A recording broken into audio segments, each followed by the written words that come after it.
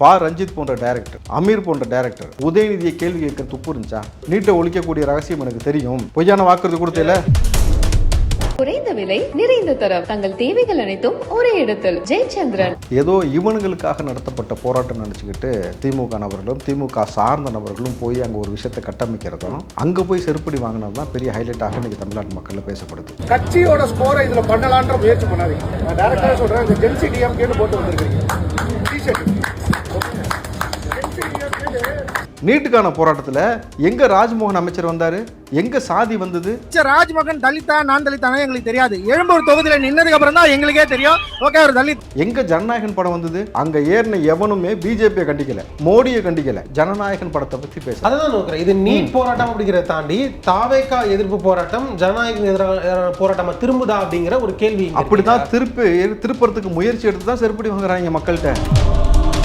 அன்னைக்கு ரஞ்சித் நீ பேசுனியா? அதை குறித்து ஏதாவது பேசுனியா? வேங்கைவேல் சம்பவம் நடந்தபோது பேசுனியா? நாங்குநேரி சம்பவம் நடந்தபோது பேசுனியா? ஆம்ஸ்டாங் யாருன்னு உங்களுக்கு தெரியும்ல, அவருக்கு நீ கடைசி வரைக்கும் ஓட்டே போடல. அப்போ உன் சமூகத்திலேருந்து ஒருத்தன் மேலே வரானா நீ என்ன நினைக்கிறன்னா உனக்கு காம்படிட்டிவாக வரான், நம்ம மட்டும் தான் இந்த தலித்துன்றது தோல்வியை வச்சுக்கிட்டு நம்ம சம்பாதிக்கணும்னு நினச்சிக்கிட்டு சுற்றிக்கிட்டு இருக்கிறேன். அமீர் அவர்கள் சொன்ன வார்த்தையெல்லாம் பார்த்தீங்கன்னாக்கா முகத்தில் கட்சிப்பை கட்டிட்டு கூட்டத்தில் உட்காருவாங்க, இன்றைக்கி யாருமே வரவே மாட்டாங்க அப்படின்ட்டு. எப்போ நீங்கள் ஜாஃபர் சாதின்னு ஒருத்தன் கூட சேர்ந்தே சுற்றிக்கிட்டு இருந்தீங்கல்ல, அவன் சர்வதேச லெவலில் மெத்து கடத்தினா தெரிஞ்சதுக்கப்புறம் அவனை எதிர்த்தியா? தாவேகா அரசும் இங்கே பல இடங்களில் போராட்டம் மேற்கொண்ட மாணவர்கள் மீது ஒடுக்குமுறையை கையாண்டாங்க. கையை மடிச்சுக்கிட்டு இப்படி ஒருத்தன் அசிமா ஆபாசமாக காட்டுறான் பாருங்க, அவன் திமுகவுடைய கொத்தடிமை ஜெனிச்சுக்கிட்டு அவன் திடீர்னு மாணவர் ஆகிட்டான். மாணவர்கள்ன்ற போர்வேலை அரங்கேற்றம் பண்ணி இங்கே ஒரு போலியான ஒரு குடும்பத்தை கட்டமைக்கும் பொழுது மட்டும்தான் காவல்துறை தன் கடமையை செய்கிறாங்க.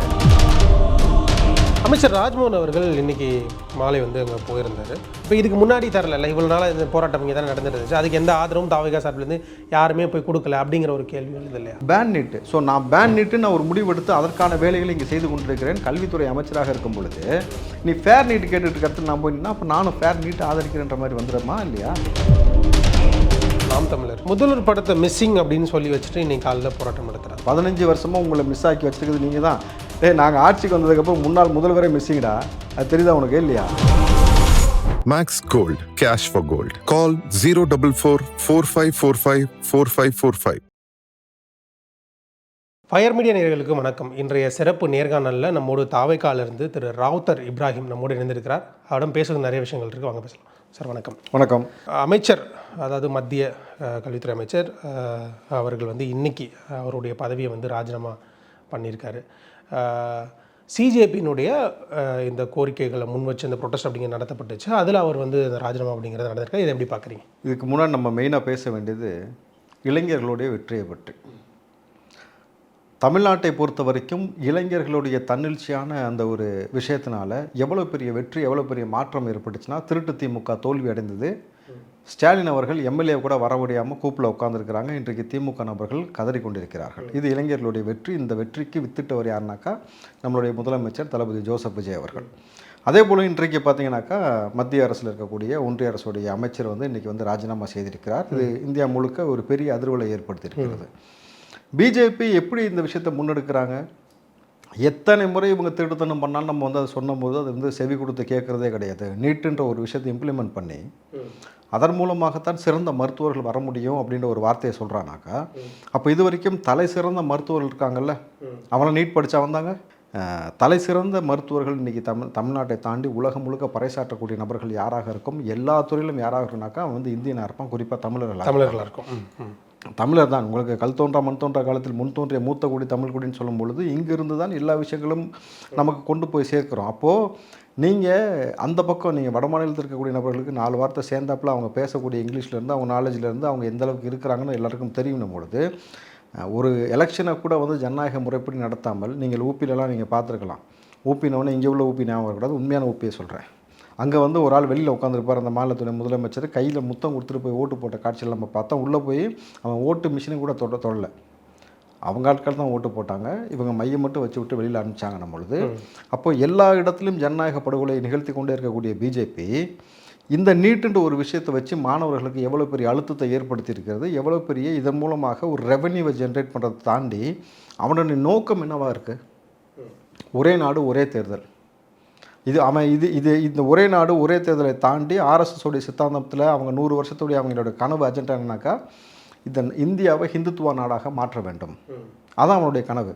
அப்போது ஹிந்துத்துவ நாடை மாற்ற வேண்டும் என்பதற்காக தான் வந்து ராமர் கோயிலை வச்சு ராமரை வச்சு ரூமரை கிளப்புனா போன எலெக்ஷனுக்கு அது வேலைக்கு ஆகலை அவங்களுக்கு. மறுபடியும் என்ன செய்கிறாங்கனாக்கா, நீங்கள் ஏற்கனவே தெரியும், டெல்லியில் இருக்கக்கூடிய முன்னாள் முதலமைச்சர் அரவிந்த் கெஜ்ரிவாலை வச்சு இந்திய ரூபாய் நோட்டில் வந்து லக்ஷ்மி புகைப்படத்தையும் விநாயகர் புகைப்படத்தையும் அச்சடிக்கணும்னு சொல்லி ஒரு செய்தி வெளியில் வந்துச்சு. அப்போது இது எந்த அளவுக்கு ஒரு தாக்கத்தை ஏற்படுத்தும் அப்படின்னாக்கா, உலக நாடுகள் பார்க்கும் பொழுது இந்திய ரூபாய் நோட்டில் ஒரு இந்து கடவுளுடைய புகைப்படம் இருக்கும் பொழுது அந்த நாடே ஹிந்துத்துவ நாடுன்னு நினைப்பான். அதற்காக பிஜேபி ஒரு முன்னெடுப்படுச்சு. அப்போ அதே மாதிரி எல்லா விஷயத்துலையும் அவன் மதவாத பிளவுவாத அரசியல், உணவு கலாச்சாரத்தில் கை வைக்கிறது, உடை கலாச்சாரத்தில் கை வச்சான், மத வழிபாட்டில் கை வச்சான், மாடுகளை வந்து விற்பனைக்காக அழைச்சி கொண்ட நபர்களை அடித்து கொண்டானுங்க, மூத்திரத்தை குடிக்க வச்சு அந்த மக்களை வந்து படும் கேவலமாக நடத்தினான். இப்போது அடுத்தபடி எங்கே வைக்கிறான்? கல்வியில் கை வைக்கிறான். ஏன்னா அறம் சார்ந்த அறிவு சார்ந்து அங்கே இருக்கக்கூடிய மக்களை அவன் தயார்படுத்துவதற்கு தயாராக இல்லை. அவன் முட்டாளாக இருக்கும் வரை தான் தொடர்ச்சி பிஜேபி ஆட்சியில் உட்காந்துருக்க முடியும். அவனை மிரட்டலுக்கு உள்ளாக்குனா தான் பிஜேபி ஆட்சியில் உட்காந்துருக்க முடியும் பொழுது அந்த மக்களை முட்டாளாக வைத்துக்கொள்ள முடியும். ஆனால் தமிழர்களை தொடக்கூட முடியல, இங்கே தொட்டு கூட பார்க்க முடியல. இங்கே வந்து நமக்கு வந்து நம்ம மண் அந்த மாதிரி மண், நம்ம சித்தாந்தம் அந்த மாதிரி, நம்மளுடைய முன்னோர்கள் அந்த மாதிரி பொழுது இங்கே தான் வந்து கோயில்கலை, சிற்பக்கலை, வர்மக்கலையிலேருந்து இருக்கட்டும், நீங்கள் கூட்டு குடும்பமாக இருக்கட்டும், குலதெய்வ வழிபாடாக இருக்கட்டும், மருத்துவமாக இருக்கட்டும், எல்லாத்துலேயுமே தலை சேர்ந்து விளங்குறது யாருன்னா தமிழனுடைய தொன்மை எந்த அளவுக்கு இருக்குன்னா, அவங்க உலக நாடுகள்லேருந்து பார்த்தீங்கன்னாக்கா உலகம் முழுக்க கடல் மார்க்கமாக வணிகம் செய்வதற்கு தமிழ்நாட்டுக்குள்ளே வந்து இங்கேருந்து அவன் பார்த்தீங்கன்னாக்கா உலகம் முழுக்க தமிழ் பெயர் பரவி இருக்குது. அப்போ எல்லா இடத்துலையும் எங்கே போனாலும் தமிழ் பெயர், தமிழ் சார்ந்த விஷயம் அப்படின்னு இருக்கும் பொழுது அப்போ தமிழர் இவ்வளவு முன்னோடி இருக்கிறான். இவனை அழிக்காமல் ஒரே நாடு ஒரே எலெக்ஷனை கொண்டு வர முடியாது. இந்த மக்கள் முதுகில் ஏறி சவாரி பண்ண முடியாது. கடைசி வரைக்கும் பிஜேபி ஹிந்துத்துவ நாடாக இங்கே இந்தியாவை மாற்றுவதற்காக, இந்த மதசார்பற்ற நாடை உடைப்பதற்காக இந்த முன்னெடுப்பு எடுத்திருக்கிறதுனால இவன் கடைசியை இங்கே கை வச்சான். இன்றைக்கி மக்கள் எல்லாம் சேர்ந்து அடிச்சடியில் முதலாக இன்றைக்கி வந்து ஒரு முதல் வெற்றி கிடைத்திருக்கிறது. ஆனால் அவன் சொல்கிறது என்ன? Fair NEET. நம்ம சொல்கிறது பேன் நீட். நம்ம தமிழ்நாடு அரசாங்கத்தை பொறுத்த வரைக்கும், தாவேக்காவை பொறுத்த வரைக்கும், தமிழ்நாட்டு மக்களை பொறுத்த வரைக்குமே என்னன்னாக்கா பேன் நீட்டு தான். நீ சார் இங்கே எஜுகேஷன் சிஸ்டம் எவ்வளோ இருக்குது பாருங்களேன். கவர்மெண்ட் ஸ்கூலு, சிபிஎஸ்சி, ஐஜிசிஎஸ்சி, இந்த மாதிரி பல வகையான பேட்டர்ன்ஸ் இருக்குது. இதில் மாறி மாறி படித்து கொண்டிருக்கக்கூடிய மாணவர்களுக்கு நீ புதுசாக நீட்டுன்னு ஒரு விஷயத்தை கொண்டு வந்து நீயா ஒரு விஷயத்தை இம்ப்ளிமெண்ட் பண்ணி இதுக்குள்ளே நீ கொண்டு வந்து உட்காரணுன்றதையும், இதற்கு அவன் கொடுக்கக்கூடிய அழுத்தம், பொருளாதார ரீதியாக அவன் கொடுக்கக்கூடிய அழுத்தம், மாணவர்களுக்கு வந்து கல்வி ரீதியாக கொடுக்கக்கூடிய அழுத்தம், இதற்காக எவ்வளவு மோசமான செயல்பாடை செய்கிறான் பிஜேபின்னு பார்க்கும் பொழுது தமிழ்நாட்டு அரசை பொறுத்த வரைக்கும் பேன் நீட்டு தான். அதில் நம்ம உறுதியாக இருக்கிறோம். இப்போ இதில் 2 கேள்விகள் வந்து ரொம்ப முக்கியமாக பார்க்கப்படுது. ஒன்று சிஜேபி ப்ரொட்டஸ்ட், இன்னொன்று தமிழ்நாடு ப்ரொட்டஸ்ட் அப்படிங்கிறது பார்க்கப்படுது. இதில் நெட்டிசன்களும் சரி, பொதுமக்கள் சார்பிலிருந்து வைக்கக்கூடிய கேள்வி என்ன அப்படின்னா, சிஜேபி ப்ரொட்டஸ்ட்டுக்கும் எல்லா லீடர்ஸும் போனாங்க, அமைதியாக போனாங்க, அமைதியாக அவங்களுடைய ஆதரவை தெரிவித்தாங்க, திரும்பி வந்தாங்க, அங்கே எந்த பிரச்சனையும் இல்லை. ஆனால் தமிழ்நாட்டில் மட்டும் இங்கே வந்து இந்த ப்ரொட்டஸ்ட் நடக்கிறப்ப, இங்கே ஒவ்வொரு லீடர்ஸ் போகிறப்ப ஒவ்வொரு மாதிரியான விஷயங்கள் இங்கே கையாளப்படுது, ஒவ்வொருத்தங்களையும் ஒவ்வொரு மாதிரியான கையாளுறாங்க அப்படிங்கிற பொதுப்படையான ஒரு ஒரு கருத்து பிம்பத்தை இங்கே வந்து கட்டமைக்கிறாங்க அப்படிங்கிற ஒரு கேள்வி இருக்குது. இதை எப்படி பார்க்குறீங்க? இதோட தொடர்ச்சியாக நேற்று கூட அந்த போராட்டத்தை ஒருங்கிணைச்ச தொப்பி வாப்பா, அந்த அந்த பிரியாணி குழுமத்தினுடைய ஓனர், அவர் தான் ஆரம்பிச்சார். அவர் நேற்று பேசுகிறப்ப கூட இங்கே வந்து யாரும் உள்ளே வந்து இது பண்ணாதீங்க, இந்த ஜென்சி டிஎம்கே டிஷர்ட் போட்டிருந்த கும்பலை கூட வெளியே அனுப்புறாரு. இப்படி பல பிம்பங்கள் இந்த போராட்டத்தை வச்சு கட்டமைக்கப்படுது இல்லையா? இதை எப்படி பார்க்குறீங்க? இங்கே நடக்கக்கூடிய போராட்டமே ஏதோ இவனுங்களுக்காக நடத்தப்பட்ட போராட்டம் நினச்சிக்கிட்டு திமுக நபர்களும் திமுக சார்ந்த நபர்களும் போய் அங்கே ஒரு விஷயத்தை கட்டமைக்கிறதும், அங்கே போய் செருப்படி வாங்கினது தான் பெரிய ஹைலைட்டாக இன்றைக்கி தமிழ்நாட்டு மக்களில் பேசப்படுது. அவர் ரொம்ப தெளிவாக சொல்லிட்டார், இந்த ஜென்சி கிட்னு போட்டு இந்த டிஷர்ட்டை போட்டு இங்கே வந்து திசை திருப்பக்கூடிய வேலையை நீ ஸ்டிக்கர் ஊட்டுற வேலையை நடத்தாத. அதாவது காலங்காலமாக எல்லாத்தையும் நீங்கள் அரசியல் உட்காந்து ஸ்டிக்கர் ஒட்டினீங்க, போராட்டத்தில் ஸ்டிக்கர் ஒட்டாதரான்னு சொல்லி காட்டும் பொழுது அங்கே ஜென்சி கிட்னு ஒரு பையன் உட்காந்துருக்கிறான், பக்கத்துலேயே ஜூன்னு ஒன்று உட்காந்துருக்கு, ஒட்டுமொத்த மூஞ்சி மாறுதுன்னும் பொழுது எந்திரிச்சு வெளியில் போங்கன்றது ரொம்ப தெளிவாக சொல்லிட்டாப்புல.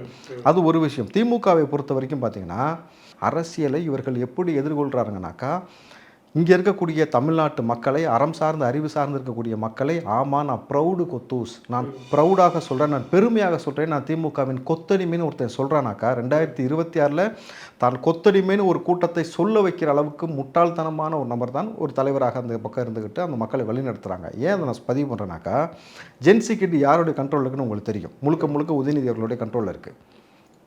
முழுக்க உதயநிதியோட கண்ட்ரோல் இருக்கக்கூடிய ஜென்சி கிட்டு ஒரு பெண் சகோதரி பேசி கொண்டிருக்கும் பொழுது அவள் விரலை மடக்கிட்டு இப்படி காட்டுறான். இவ்வளவு ஆபாச செய்கை இப்படி காட்டுறான பொழுது எவ்வளவு கேவலமாக அவனை வளர்த்து வச்சுருக்காங்க. நீங்கள் ஒரு விஷயம் புரிஞ்சுக்கணும். நீங்கள் சிவாஜி கிருஷ்ணமூர்த்தி போன்ற நபர்களை மேடையில் ஏறி இருக்கக்கூடிய தலைவர்களையும் ஆபாசமாக பேச வைக்கிறதுக்கு போட்டதுலேருந்து ஜாஃபர் சாதிக்னு ஒருத்தனை கட்சியிலே வச்சு சர்வதேச லெவலில் மெத்து கடத்தினது, ஞானசேகர்னு ஒரு பொறுக்கியை வச்சுக்கிட்டு அவன் கூட பிரியாணி சாப்பிட்டுட்டு மாசு சுற்றிக்கிட்டே இருந்தார் பார்த்தீங்களா. அவன் அண்ணா யூனிவர்சிட்டியில் போனதுக்கு பிறகும் எந்த இடத்துலையுமே கேமரா வேலை செய்யலைன்னு சொல்லி நாடகம் ஆடினது, அந்த பெண்ணுடைய தரவுகளை வெளியிட்டு பெண்களை மிரட்டக்கூடிய வேலை செய்தது போல் இன்றைக்கு பெண்களை ஒரு இடத்துல பேசுகிறாங்கன்னா அந்த இடத்துல வந்து இப்படி ஒரு ஆபாச செய்கை செய்கிறான்.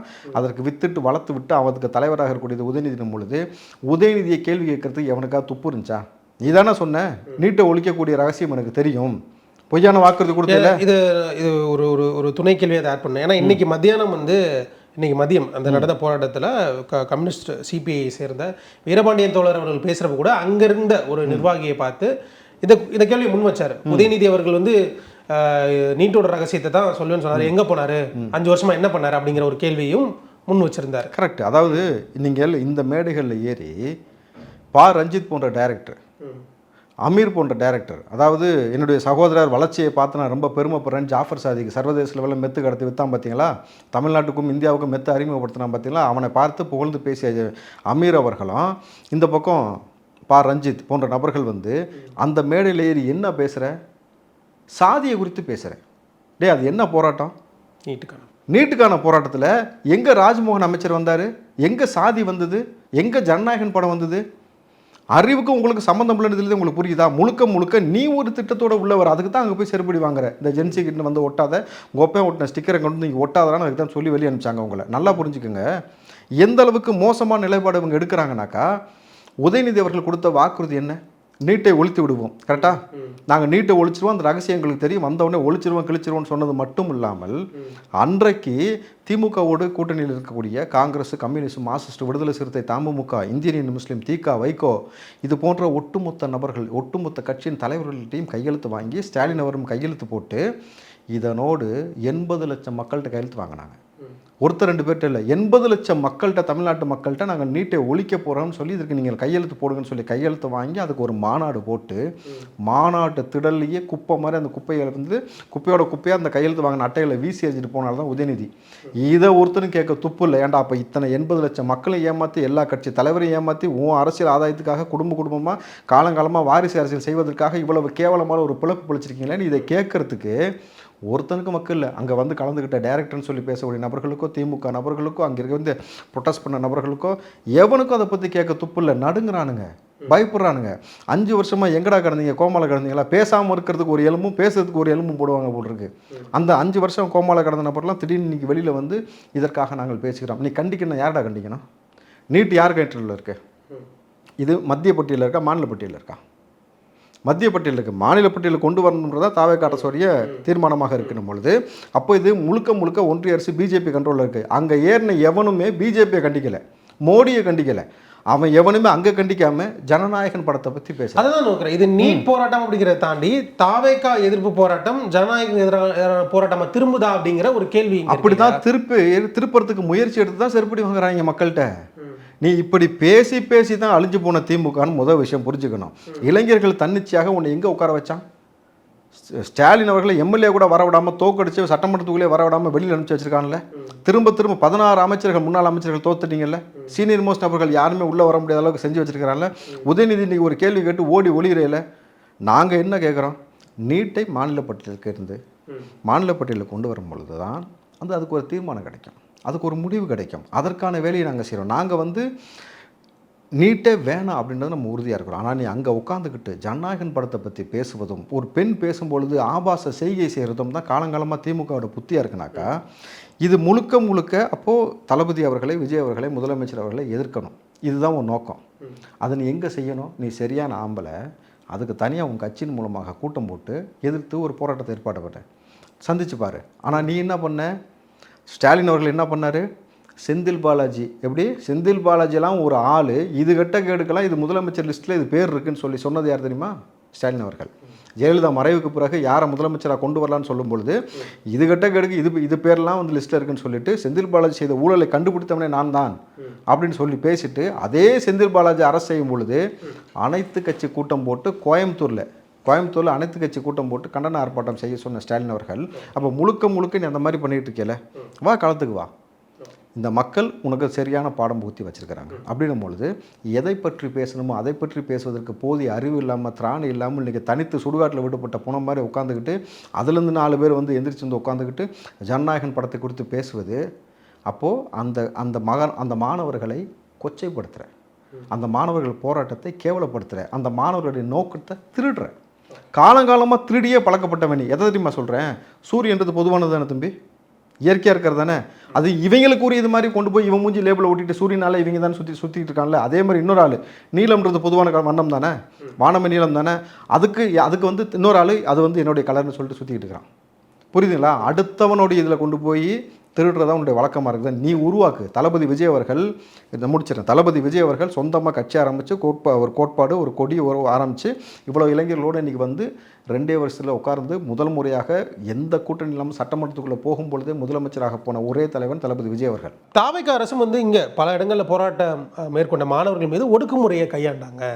அவங்கள வந்து கைது பண்ணாங்க. அவங்கள வந்து காவல்துறை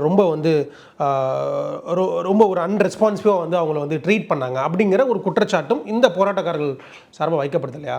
அதாவது இப்போ அந்த காணொலிகளும் நம்மளும் பார்த்தோம், நிறைய பார்த்தோம்.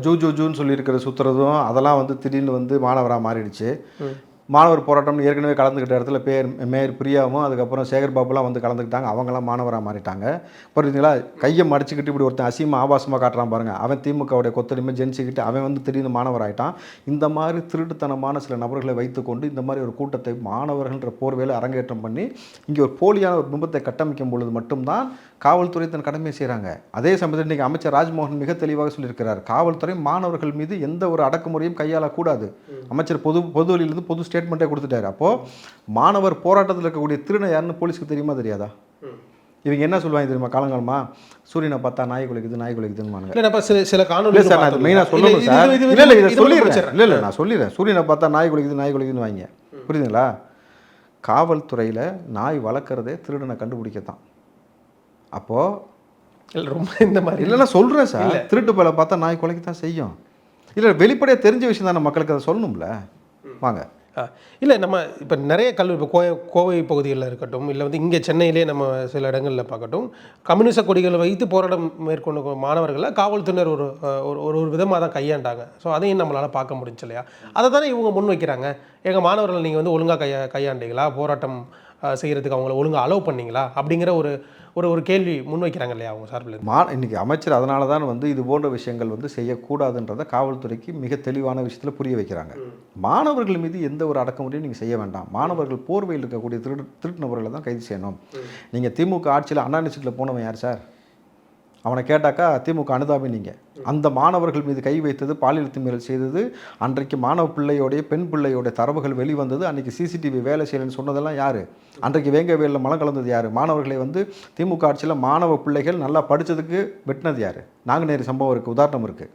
கரெக்டுங்களா? புல்லட் நல்லா ஓட்டினதுக்காக வெட்டினது யார்? கபடியில் ஜெயிச்சதுக்காக வெட்டினது யார்? தொடர்ச்சியாக மாணவர்கள் மீது சாதி ரீதியாக பிளவுவாதம் ஏற்படுத்தி கொண்டே இருந்தாங்க. ஆனால் இன்றைக்கி ரஞ்சித் அவர்கள் சொல்கிறாரு, தலித் அமைச்சர் ராஜ்மோகனை பற்றி எங்களுக்கு அவரை தலித்துன்றதே எங்களுக்கு தெரியாது. இங்கே எங்கடா தலித் வந்துச்சு?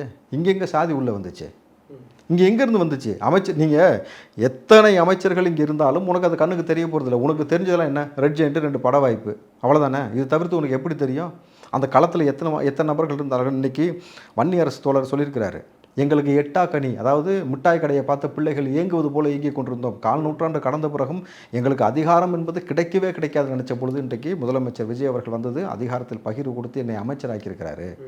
அப்போது இன்றைக்கு விடுதலை சிறுத்தையில் சார்ந்த தோழர்களை அமைச்சராக்கி அவருடைய பெரும் கனவை நிறைவேற்றி இன்றைக்கி வந்து பாருங்கள், ஒரு சமூக நீதி துறைக்கு அவரை போட்டு இன்றைக்கி வந்து மக்கள் மத்தியில் இவ்வளோ பெரிய விஷயம் செஞ்சுக்கிட்டு இருக்காங்க பொழுது உனக்கு அது கண்ணுக்கே தெரியலனாக்கா முழுக்க உனக்கு எது தெரியுது?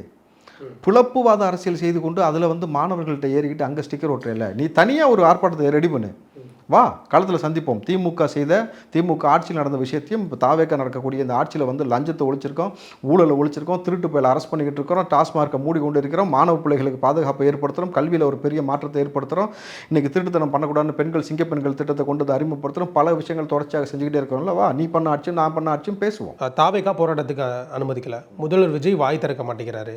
நீட்டுக்கான எந்த முன்னெடுப்பையும், நீட் எதிர்ப்போ இல்லை வந்து நீட்டை ரத்து செய்யறதுக்கான எந்த முன்னெடுப்பையும் இந்த அரசு எடுக்கலை அப்படிங்கிறது தான் பிரதான குற்றச்சாட்டாக இருக்குது. அதாவது முட்டா புயலுங்களாக இருக்கலாம், ஆனால் வந்து முட்டா பயமாக நடிச்சுக்கிட்டு ஒருத்தன் சுற்றக்கூடாது.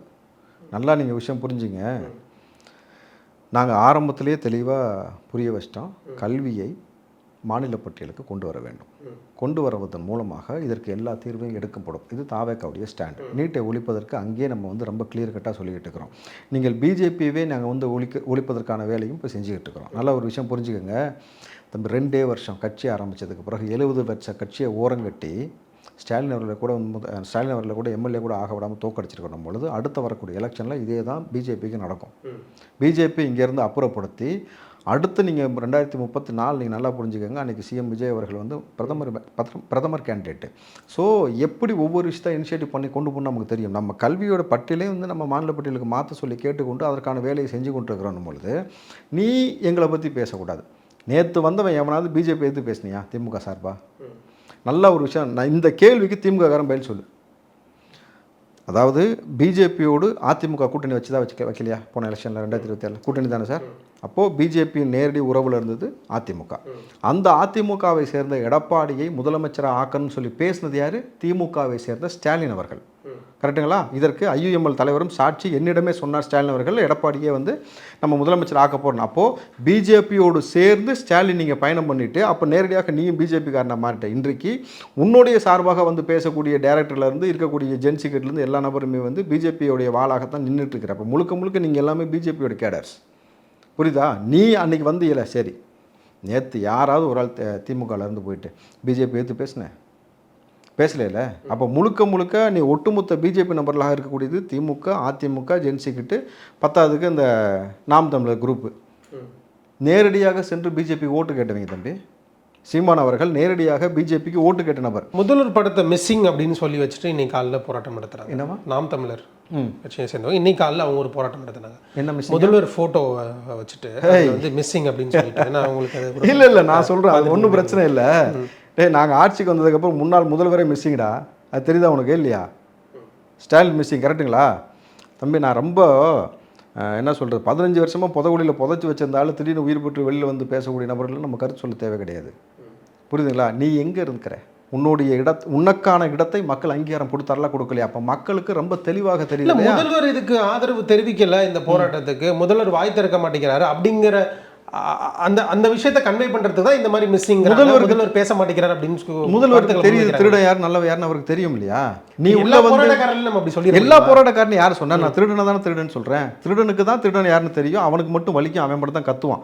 நல்ல பிள்ளைகள், மாணவ பிள்ளைகள் இது குறித்து எதுவுமே வந்து அவங்க பேசலை. அவங்க யார் ஸ்டிக்கர் ஒட்டாமல் வந்து ஆதரவு தெரிவிங்கன்னு தான் சொல்கிறாங்க. இன்றைக்கு பாருங்கள் அந்த போராட்டம் வெற்றிகரமாக நிறைவு பெற்றிருக்கு. ஆனால் அதுக்குள்ளே இவர் மிஸ்ஸிங், அவர் மிஸ்ஸிங். தமிழ்நாட்டில் மிஸ் ஆகினது நீங்கள் தான். 15 வருஷமாக உங்களை மிஸ் ஆக்கி வச்சுருக்குது நீங்கள் தான். மீசாலையவே பார்த்தேன்னு சொன்னாலும் உண்மையாலுமே மீசா பார்த்தாளா ஸ்டாலின்? நான் கேட்குறேன். நீ வெளிப்படையாக வாங்க, ஓப்பன் சேலஞ்சு. ஷா கமிஷன் ரொம்ப தெளிவாக சொல்லியிருக்கு, ஸ்டாலின் மீசாவில் கைது செய்யப்படவில்லை. எதுக்காக கைது பண்ணப்பட்டாங்கன்றது அந்த வரலாறுலாம் தோணுனா ரொம்ப நல்லா இருக்காது. அப்போது நீங்கள் இந்த மீசாவை பார்த்தேன், உஷாவை பார்த்தேன்ற கதையெல்லாம் எங்கள்கிட்ட ஊட்டக்கூடாது. ஒட்டுமொத்தமாக நீங்கள் தமிழுக்கும், தமிழ் மன்னர்களுக்கும், தமிழ் மக்களுக்கும் உண்மையாக நேர்மையாக இருந்தீங்களா? உங்கள் புள்ள நீங்கள் தமிழை வளர்ப்பேன், தமிழுக்காக உயிர் கொடுப்பேன்னு சொல்கிறீங்களா? உங்கள் குடும்பத்தில் வச்சுருக்க எந்த பேரும் தமிழ் பேர் கிடையாது. எல்லாமே சமஸ்கிருத மொழி கொண்ட பெயர்கள். புரியுதுங்களா? கேலோ இந்தியான்னு ஒரு நிகழ்ச்சி நடத்துனீங்க வெக்கம் இல்லாமல். கேலோ இந்தியானா விளையாடு இந்தியா, ஹிந்தி வார்த்தை. விளையாடு இந்தியான்னு கூட தமிழில் பேர் வைக்கிறதுக்கு பயந்துக்கிட்டு மோடிக்கு கொத்தடிமையாக இருந்து அன்றிலிருந்து இன்று வரைக்கும் இருக்கக்கூடிய திமுக. புரியுதுங்களா சார்? நீட்டோடைய பிரச்சனையை எப்படி சரி செய்யணுன்றதுல ரொம்ப தெளிவாக இருக்கார் தளபதி விஜய் அவர்கள். நம்மளை பொறுத்த வரைக்கும் பேன் நீட்டு தான். ஆனால் ரொம்ப உறுதியாக இருக்கிறோம். இதற்கு இடையில் டிசைனாக வந்து உருட்டிட்டு நீங்கள் வந்து அதன் மூலமாக லேபிள் ஒட்டி எங்கள் முதலமைச்சருக்கு களங்கம் கற்பிக்கலாம்னு நினச்சின்னா உங்களை யாருன்னு மக்களுக்கு தெரிஞ்சதுனால தான் புறக்கணித்து உங்களை அப்புறப்படுத்தி வச்சுருக்கிறாங்க. ஒரு கூட்டத்தை 15 வருஷமாக புதைச்சி வச்சுருக்காங்க தமிழ்நாட்டில். புரியுதுங்களா? இன்னொரு கூட்டத்தை 70 வருஷம் ஆலமுறைன்னு சொன்னவனுடைய வேரில் உப்பை போட்டு சுடுதண்ணியை ஊற்றி மக்களை அப்புறப்படுத்தி வச்சுருக்கிறாங்க. இன்னொரு கூட்டம் நேரடியாக பிஜேபியோட தொடர்பு வச்சுக்கொண்டு சிறுபான்மை மக்களை நீங்கள் கவலைப்படாதீர்கள், நாங்கள் வந்து ஒருபோதும் ஜெயலலிதா அம்மையார் சொன்னது போல தான் ஒருபோதும் பிஜேபியோட கூட்டணியிலேன்னு எடப்பாடி பொய்யான வாக்குறுதி கொடுத்து சிறுபான்மை மக்களை ஏமாற்றக்கூடிய நபர்கள். அப்போ ஒட்டுமொத்தமாக நீங்கள் எல்லோரும் ஒற்றை நபரை பார்த்து பயப்படுற என்ன காரணம்? எல்லா பேரும் திருட்டுத்தனம் பண்ணியிருக்கிறேன்.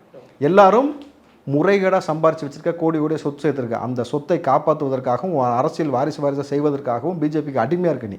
நேற்றைய தினம் ஒரு நபர் அந்த போராட்டத்துக்கு போயிட்டு வந்த ஒரு நபர் வந்து வெளியில் வந்து ஒரு பேட்டி கொடுக்குறாரு. ஒரு முன்னாள் ஒரு 3 சேனலுக்கு ஒரு பேட்டி கொடுக்குறாரு. அதில் வந்து இந்த போராட்டத்துடைய அஜெண்டா நல்லா இருக்குது, ஆனால் இங்கே டிபேட் நடக்கிறப்ப ஜனநாயகம் உள்ளே கொண்டு வர்றாங்க, முதல்வர் கொண்டு வர்றாங்க.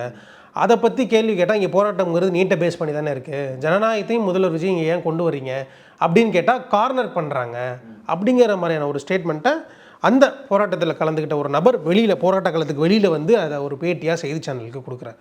முழுக்க முழுக்க தளபதி விஜய் அவர்களை, முதலமைச்சர் விஜய் அவர்களை வச்சு கார்னர் பண்ணணும், அவருக்கு ஒரு அவப்பேரை உண்டாக்குவது போல சில விஷயங்களை செய்யணுன்றதுக்கான முயற்சி.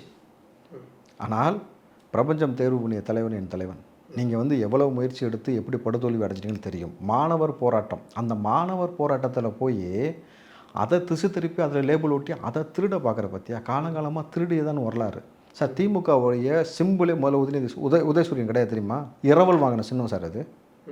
இரவல் பெற்ற சின்னம் அந்த சிம்பிளே. அங்கேருந்து ஆரம்பித்தா நீ உன்னுடைய களவாணித்தனத்தை இன்றைக்கி காசு கொடுத்து எல்லா நபர்களையும் பேச வைக்கிற. உன்னுடைய ரெட் ஜெயின்ட்காக தேவைப்படக்கூடிய நபர்கள் பேசுவாங்க, உங்கள்கிட்ட கொத்தடிமையாக இருக்கக்கூடிய நபர்கள் பேசுவார்கள். ஆனால் நீங்கள் பேசுவதால் இங்கே எதுவும் மாறப்போவது கிடையாது. சட்டத்தின் மூலமாக எதை சரியாக செய்ய வேண்டுமோ அந்த இடத்தில் இருக்கக்கூடிய நபர் செய்தால் மட்டும்தான் அது மாறணும் பொழுது அது தளபதி முதலமைச்சர் விஜய் அவர்களால் மட்டும்தான் மாற்ற முடியும். கூடிய விரைவில் வந்து இந்த பட்டியலை வந்து மாநில பட்டியலில் கல்வியை கொண்டு வந்து மாணவர் பிள்ளைகளுக்கு ஒரு சரியான ஒரு நிம்மதியான ஒரு கல்வியை அந்த சூழலை கொடுப்பதற்கான வழிவகை பண்ணுவோம். இன்றைக்கி அமைச்சர் ராஜ்மோகன் பிள்ளைகள் வந்து பொது மாடுகள் கிடையாது, புத்தகத்தை சுமந்து கொண்டு அந்த அளவுக்கு போகிறது, அதை கூட எப்படி அந்த சுமையை குறைக்கணும்னு சொல்லி பார்த்து செஞ்சுக்கிட்டு இருக்காங்க மாணவர்களுக்கு பொழுது முதலமைச்சருக்கு தெரியும் சரியான விஷயத்தை சரியான நேரத்தில் செய்வார். அமைச்சர் ராஜ்மோகன் அவர்கள் இன்றைக்கி மாலை வந்து அங்கே போயிருந்தார். அதுக்கும் ஆதரவுகளும் இருந்துச்சு, அதே சமயத்தில் விமர்சனங்களும் வந்து எழுத ஆரம்பிச்சிச்சு. சிஜேபி போராட்டம் நடத்தி அது வெற்றியை பெற்றுச்சு, அது அமைச்சர் வந்து அந்த பதவியை ராஜினாமா பண்ணிட்ட தெரிஞ்சதுக்கப்புறம் வந்து ஆதரவு கொடுக்குறாரு. இது என்ன மாதிரியான ஒரு நிலைப்பாடு அப்படின்னு ஒன்று முதல்ல இதுக்கு சொல்லியிருக்கேன். நான் அடுத்த கேள்வி. சரி, அதாவது இந்த போராட்டம் வந்து மாணவர்களுக்கு கிடைத்த வெற்றி. அந்த வெற்றியை அந்த இடத்துல போய் அந்த மாணவர் பிள்ளையோட பகிர்ந்துகிறார். புரியுதுங்களா? நீங்கள் எடுத்த முன்னெடுப்பு சரியான திசையில் போயிருக்கு, இதை திசை திருப்ப முடிவு பண்ணி பல நபர்கள் அந்த லேபிளை திருடிக்கிட்டு தனக்கு லேபிள் ஓட்ட நினைத்தார்கள். ஆனால் அதற்குள்ள உங்களுடைய போராட்டம் முழுமையான வெற்றி பெற்றது. இதுக்கு முன்னாடி ஏன் ஆதரவு தரல அப்படிங்கிற ஒரு கேள்வி இருக்கு இல்லையா? அமைச்சர் இன்னைக்கு வந்து கொடுத்துருக்காரு ஆதரவு, இப்போ இதுக்கு முன்னாடி தரல, இவ்வளோ நாளாக இந்த போராட்டம் இங்கே தான் நடந்துட்டு இருந்துச்சு, அதுக்கு எந்த ஆதரவும் தாவேகா சார்பிலேருந்து யாருமே போய் கொடுக்கல அப்படிங்கிற ஒரு கேள்வி எழுது இல்லையா சார்? நம்ம ஏன் ஆதரவு அந்த இடத்துல வந்து நேரடியாக களத்திற்கு போகிறதுக்கு வந்து அவங்க கேட்டதே விஷயமே எப்படின்னாக்கா, பேன் நீட்டு கேட்கல, ஃபேர் நீட்டு கேட்டாங்க. நம்மளோட நிலைப்பாடு, அரசாங்கத்தோட நிலைப்பாடு என்னவா இருக்குது? பேன் நீட்டு. ஸோ நான் பேன் நீட்டு நான் ஒரு முடிவு எடுத்து அதற்கான வேலைகளை இங்கே செய்து கொண்டிருக்கிறேன். கல்வித்துறை அமைச்சராக இருக்கும் பொழுது நீ ஃபேர் நீட்டு கேட்டுட்டு இருக்க இடத்துல நான் போயின்னா அப்போ நானும் ஃபேர் நீட்டு ஆதரிக்கிறேன்ற மாதிரி வந்துடுமா இல்லையா? ஓகே, அதாவது சிஜேபி இங்கே தமிழ்நாட்டில் முதல்ல ப்ரொடெஸ்ட் ஸ்டார்ட் எஸ் நம்ம அது அப்போ வந்து ஆமாம், அப்போ நம்ம வந்து அதை அவங்களுடைய அந்த வழிபோக்கில் நம்ம போகிற மாதிரி போக முடியாது இல்லையா? ஒரு அரசாங்கத்தை சார்ந்திருக்கிறார் சார். நீங்கள் வந்து ஒரு கட்சிக்கார நபராக இருந்தால் அவர் போயிருப்பார் ராஜ்மோகன் அவர்கள். ஒரு அமைச்சராக இருக்கும் பொழுது நம்ம அதற்கேற்ற முன்னெடுப்பை எடுத்துக்கொண்டு இருக்கும் பொழுது அந்த இடத்துல போய் அந்த முறை நிற்க முடியாது. ஆனால் அந்த மாணவர் பிள்ளைகளை அடக்குமுறை செய்யக்கூடாது. திருட்டுத்தனமாக வந்து மற்ற நபர்கள் அதை வந்து களவாட பார்க்குறாங்க, அந்த லேபிளை மாற்ற பார்க்குறாங்கன்னும் பொழுது அதற்கு என்ன காவல்துறைக்கு இன்ஸ்ட்ரக்ஷன் கொடுக்கணுமோ அதை கொடுத்தார். அது உங்களுக்கு தெரியாது, ஆனால் வெளிப்படையாக இன்றைக்கி நியூஸில் சொன்னதுக்கப்புறம் உங்களுக்கு தெரியும். அதுக்கு முன்பாகவே காவல்துறை அதிகாரிகிட்ட சொன்ன விஷயம், சரியான மாணவர்கள் பிள்ளைகள் மீது கை வைக்காதீங்க. மாணவர் போர்வையில் இந்த வேணாவது அட்டகாசம் பண்ணுறான்னா அவனை கைது செய்யக்கூடிய வேலையை நீங்கள் பார்க்கலாம்ன்றத ஒரு அரசாங்கம் என்ன செய்யணுமோ அதை செஞ்சாங்க. ஏன்னா இந்த கேள்வி தான் அவங்க முன் வச்சதாக இருக்கட்டும். இப்போ நீங்கள் சொன்ன மாதிரி முதல்ல சிஜேபியோட கொள்கை அப்படிங்கிறது ஃபேர் நீட் அப்படிங்கிறதெல்லாம் ஸ்டார்ட் ஆச்சு. பின்பு இங்கே பாலநிலையத்தில் தொடங்கப்பட்ட அந்த போராட்டம் வந்து பின்பு அது வந்து பேன் நீட்டாக மாற்றப்பட்டிருக்கு அப்படிங்கிறத நம்ம பார்க்கணும். அதுதான் இன்றைக்கி நீங்கள் தமிழ்நாடு கவர்மெண்ட்டோடைய ஒரு இல்லை, நீங்கள் அதை இருக்குது. இங்கே தமிழ்நாட்டை தாண்டி நீங்கள் இதை முதல்ல ஆரம்பித்தது எங்கே ஆரம்பித்தாங்க இந்த போராட்டம்? சரி, அங்கே அவங்க என்ன கேட்டாங்க? பேன் நீட்டா ஃபேர் நீட்டா? Fair NEET. அப்போ அவங்களுடைய நோக்கம் ரொம்ப தெளிவாக இருந்தது, ஃபேர் நீட்டு தான். அதைத்தான் இங்கேயும் செஞ்சுட்டு இருக்காங்க. ஆனால் நம்ம என்ன பண்ணுறோம்? பேன் நீட்டுன்னு கொண்டு வந்துகிட்டு இருக்கிறோம். அப்போது நீங்கள் ஃபேர் நீட்டில் நம்ம போய் கலந்து கொள்ள முடியாதுல்ல. பேன் நீட்டுன்ற பொழுது இதை விட மாணவர் பிள்ளைகளுக்கு இருக்கக்கூடிய சுமை, பெற்றோர் இருக்கக்கூடிய சுமை, எத்தனை மாணவர் பிள்ளைகள் இறந்து போனாங்க, பணச்சுமை, நிதிச்சுமைகள், எல்லா சிக்கலையும் சந்தித்தாங்க. இங்கே தமிழ்நாட்டு மாணவ பிள்ளைகள் அடுத்தடுத்து வந்து டாக்டர்ஸுடைய கனவுகள் வந்து சிதைக்கப்பட்டு கொண்டு இருக்கிறது. இங்கே தான் அதிகமான மெடிக்கல் காலேஜ் இருக்குது, இங்கே தான் அதிகமான மருத்துவர்கள் உருவாகினார்கள். அதுதான் வரலாறு. அந்த வரலாறை மீண்டும் நம்ம செய்யணுன்றதான் இந்த அரசாங்கத்துடைய நோக்கம். ஓகே, அதே போல் இன்றைக்கி திருப்பி நான் வீரபாண்டியன் தோழர் அவர்கள் மத்தியானம் பேசினதை பார்க்கணும், அதை பற்றி பேசணும்னு நினைக்கிறேன். ரொம்ப பொறுமையாக அந்த போராட்டக்காரர்களுக்கு அவர் வந்து எடுத்துரைக்கிறார். அது இதுவே வேறு தலைவர்களாக இருந்தால் அதை வேறு மாதிரி ஹேண்டில் பண்ணியிருப்பாங்க. அவர் பேசுகிறப்ப இங்கே எந்த மாதிரியான அந்த கார்ட்டூனிஸ்டோ இல்லை வந்து யாரையும் வந்து தனி நபர் அட்டாக் பண்ணுறதாகவோ அந்த மாதிரி எந்த விஷயங்களும் இருக்கக்கூடாது. இங்கே நோக்கம் அப்படிங்கிறது ஒன்றிய அரசு எதுக்கிறது, நீட்டை எதுக்கிறது, அதுக்காக தான் நம்ம வந்திருக்கோம். அதையும் மீறி நீங்கள் பண்ணிங்கன்னா வழக்கு போட்டால் அதை நாங்கள் ஏற்றுக்கிறோம் அப்படிங்கிற ஒரு ஸ்டேட்மெண்ட்டை சொல்லி அங்கே முடிச்சிருக்காரு.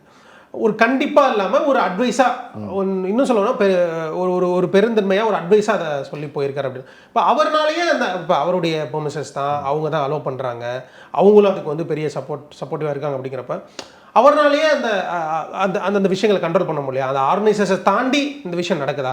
முதல்வர் விஜய் மீதான அட்டாக் அப்படிங்கிற ஒரு கேள்வி இருக்கு. ஆமாம், ஆர்கனைசரை தாண்டி இங்கே உள்ள ஆட்கள் இன்ஃப்ளூயன்ஸ் பண்ணுறாங்கல்ல, திமுக சார்ந்த நபர்கள் இன்ஃப்ளூயன்ஸ் பண்ணுறாங்க. அந்த நபர்கள் வெறும் அரசியல் சார்ந்த நபர்களாக மட்டும் இல்லாமல் சினிமா துறையில் இருக்கிறாங்க, அப்புறம் போராளிகள்ன்ற பேரில் கொஞ்சம் பேர் இருக்கிறாங்க, அப்புறம் ஜென்சிகிட்ன்ற பேரில் கொஞ்சம் பேர் இருக்கிறாங்கன்னும் பொழுது அடுத்தடுத்த கட்டம் அந்த மாதிரி போய்கிட்டு இருக்குது. அதுக்கப்புறம் உங்களுக்கு தெரியும் எவ்வளவு பெரிய அழுத்தம் ஏற்பட்டிருக்கும்னும் பொழுது அவர் அதனால தான் ரொம்ப பாலிஷ்டாக ரொம்ப அழகாக வந்து நாசுக்காக வாழைப்பழத்தில் ஊசி இறக்குற மாதிரி அழகாக இறக்குனது.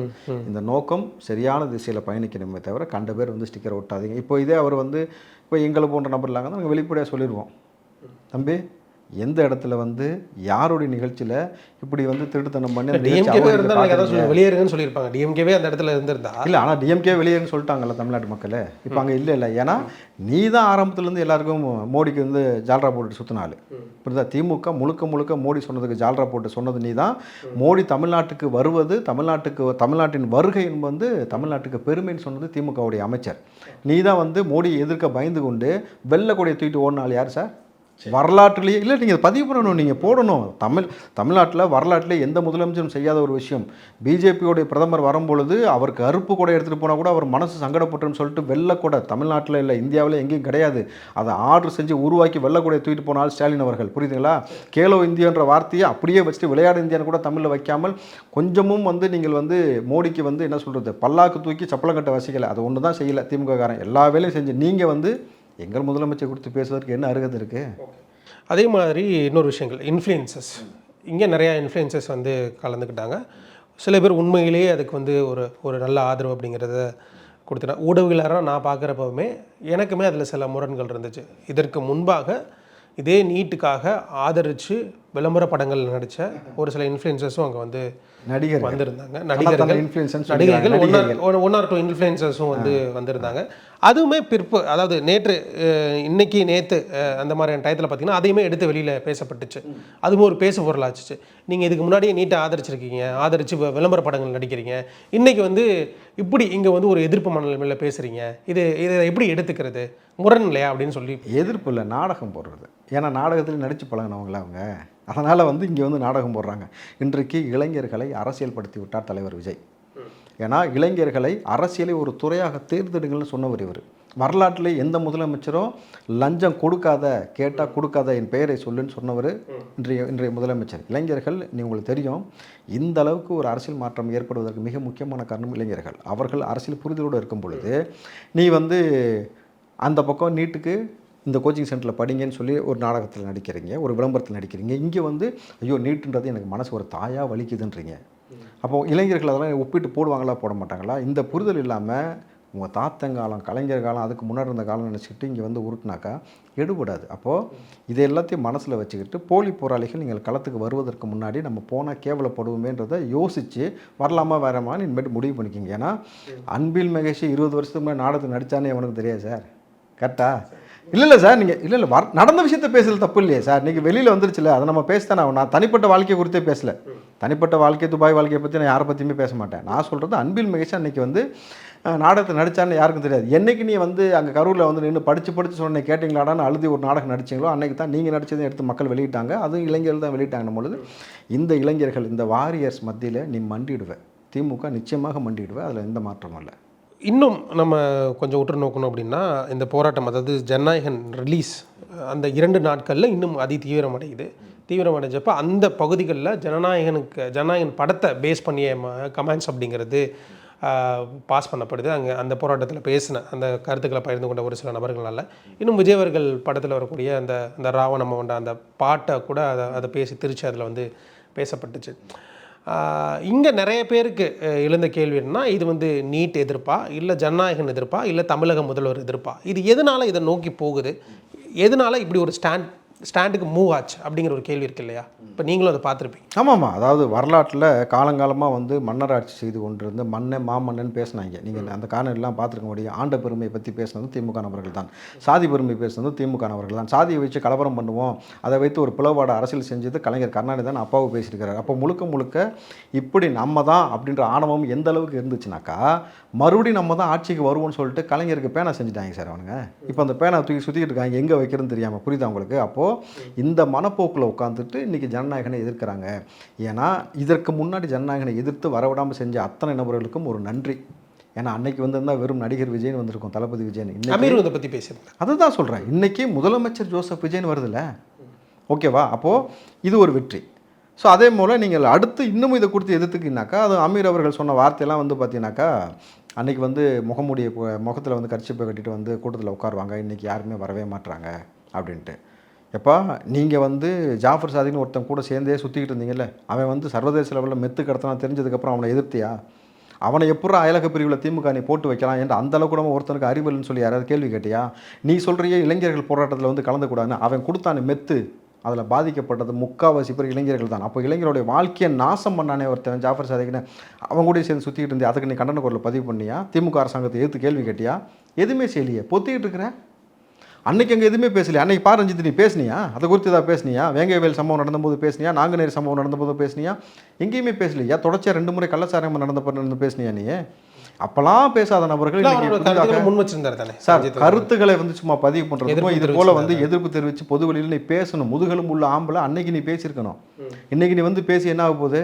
எல்லாரும் உங்களோட நீங்கள் தான் எக்ஸ்போஸ் ஆகிட்டீங்களா இளைஞர்கள் மத்தியில். சார் நீங்கள் அரசாங்கத்தை எதிர்க்கிறன்ற பேரில் நீங்கள் செய்யக்கூடிய விஷயத்தினால நீங்கள் இதுக்கு முன்னாடி என்னெல்லாம் செஞ்சீங்கன்றது இளைஞர்கள் கம்பேரிட்டிவாக ரெண்டுத்தையும் எடுத்து ஒன்றா வச்சு அவன் எடிட் பண்ணி போட்டுக்கிட்டு இருக்கிறான் சார்.